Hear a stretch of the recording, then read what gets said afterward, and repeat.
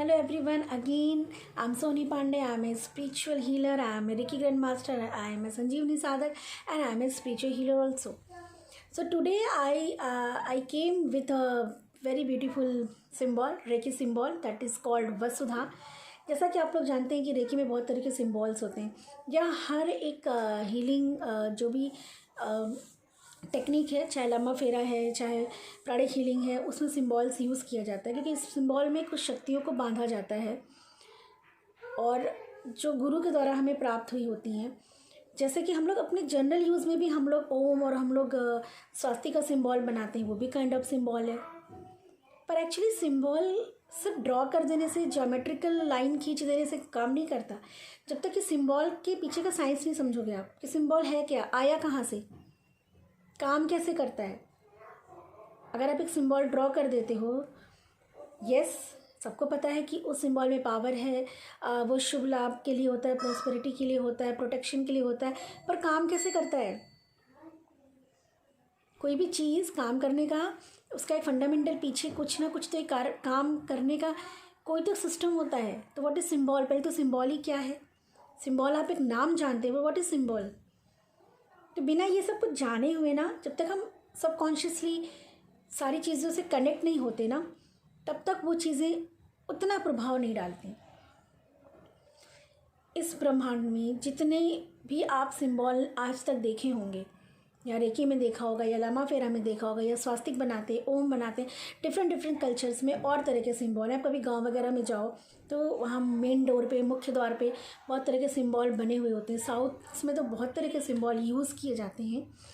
तो जब भी कोई संत महात्मा, जब भी कोई पुण्य आत्मा, जब कोई साधना तपस्या करता था और वो बॉडी कॉन्शियसनेस से निकल के सोल कॉन्शियसनेस में पहुंच जाता है, जब वो इतना डेप्थ में चला जाता है, तब उसको यूनिवर्सल चीज़ों से कनेक्शन होता है, वो कनेक्ट करती है, वो अट्रैक्ट होता है, वो मैनिफेस्ट करता है।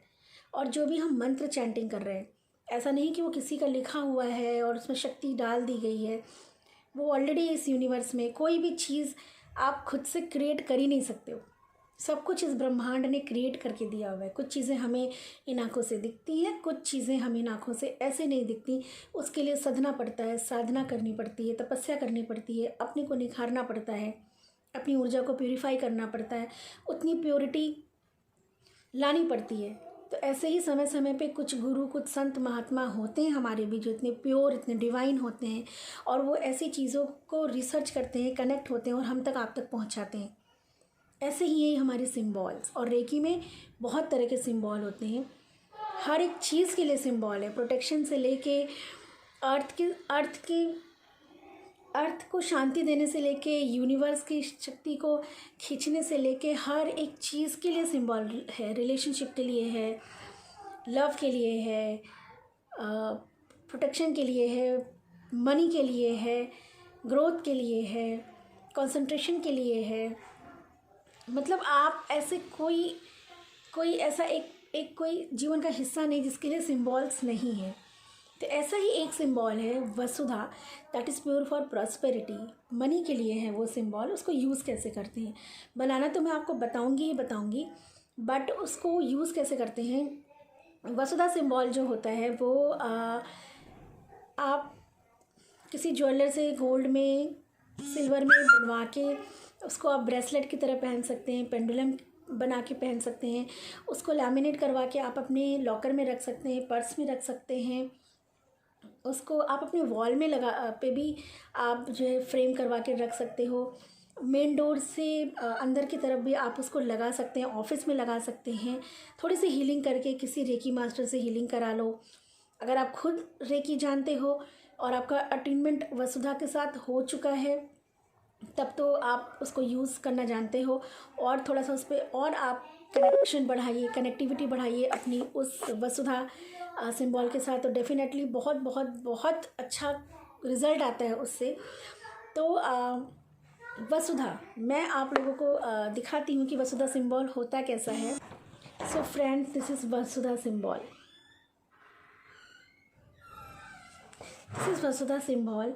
आप इसको ऐसे ही कट करके अपने पर्स में रख सकते हैं, अपने कवर्ड में रख सकते हैं, अपने लॉकर में रख सकते हैं, अपने वॉल पे अगेन मैंने जैसे बताया, आप फ्रेमिंग करा सकते हैं। आप इसको पेंडुलम या आप ब्रेसलेट की तरह यूज़ कर सकते हैं, या कि और भी डिफरेंट में भी आपके पास और इससे बेटर आइडिया हो कि आप कैसे यूज़ कर सकते हैं। बिकॉज सिंबल को यूज़ करने की कनेक्टिविटी एंड उसकी कनेक्टिविटी वो हमारे ऊपर डिपेंड करती है। कभी कभी कोई किसी तरह से कंफर्टेबल होता है, कभी कभी कोई डिफरेंट वे में कंफर्टेबल होता है।